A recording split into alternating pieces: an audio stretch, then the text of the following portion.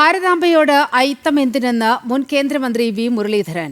Party സമ്മേളനത്തിൽ കഫിയ ധരിച്ചെത്തിയവരാണ് ആക്ഷേപം ഉന്നയിക്കുന്നത്. ശ്രദ്ധ പിടിച്ചുപറ്റാനുള്ള ശ്രമമാണ് വി ശിവൻകുട്ടി നടത്തുന്നത്.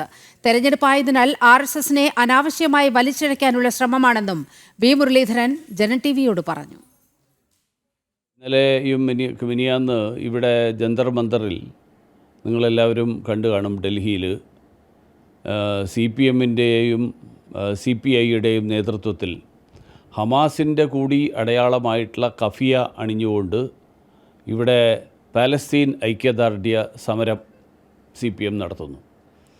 മറുവശത്ത് ഈ ഭാരതാംബയുടെ പേരിൽ നടക്കുന്ന ഈ വിവാദം, ബാക്കി എല്ലാവരും ബഹളമുണ്ടാക്കുന്നു, ഞാൻ പിറകിലായി പോകരുത് എന്ന് വിചാരിച്ചിട്ട് ശിവൻകുട്ടി കാണിക്കുന്നതായിരിക്കും എന്നാണ് ഞാൻ വിചാരിക്കുന്നത്. കാരണം ഭാരതാംബ RSSൻ്റെയോ BJPയുടെയോ അല്ല.